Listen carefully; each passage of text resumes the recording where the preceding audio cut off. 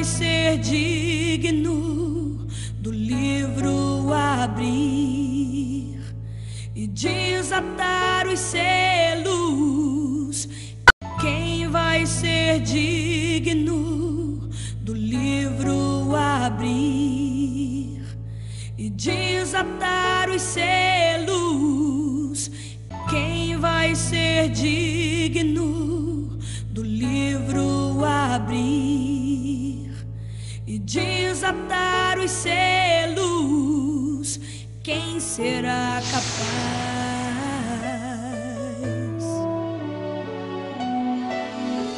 Ninguém se apresentava para abrir o livro. João ali chorava, acreditando no impossível. Naquela bela visão, um forte anjo bradou: quem é capaz de abrir o livro e desatar os 7 selos? Mas ninguém se apresentou. A terra se escondia do brilho daquele livro. Ninguém sequer olhava, era forte o seu brilho. Todos que trouxeram Bíblias, abra-las. Livro do Apocalipse, no capítulo 4. Localize, por favor. Livro do Apocalipse, no capítulo de número 4. É o versículo de número 5. Depois vou falar por que dessa leitura bíblica. Livro do Apocalipse, no capítulo 4, versículo de número 5.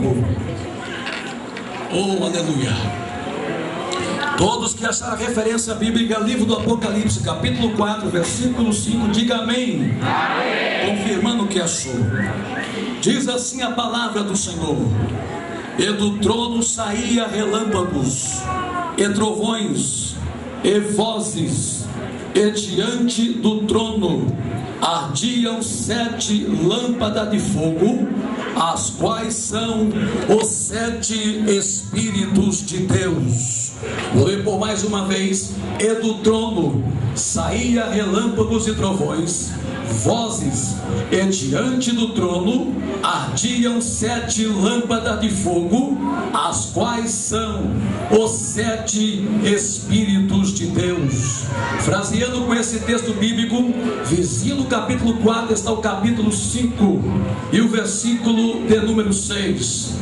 Livro do Apocalipse, no capítulo 5 e o versículo de número 6. Eu olhei, e eis que estava no meio do trono e dos 4 animais viventes, entre os anciões, um cordeiro, como havendo sido morto, e tinha 7 pontas e 7 olhos, que são os 7 Espíritos de Deus enviados a toda a terra. Amém? Todos que têm assento façam o mesmo. Aqueles que não têm, permaneçam em pé comigo e vamos para a palavra de Deus. Que os nossos corações estejam abertos e os nossos ouvidos atentos para nesta noite ouvirmos a palavra do Senhor.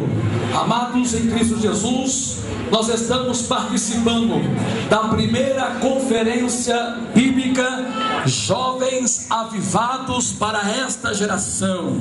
Esta é a primeira entre muitas que eu creio, acredito que serão realizadas neste lugar. A primeira conferência de avivamentos, Jovens Avivados para esta geração. E aproveitando essa responsabilidade que me foi dada de estar ministrando a palavra do Senhor para uma nova geração que está se despontando, se levantando na unção de Deus, na revelação da sua palavra, eu quero vos dizer que o avivamento, ele inicia aonde Jesus está. O avivamento, ele inicia dia, ele começa, ele acontece aonde Jesus está. E não existe avivamento sem a presença do Divino Espírito Santo. Não existe manifestação de Deus sem a influência do Espírito Santo.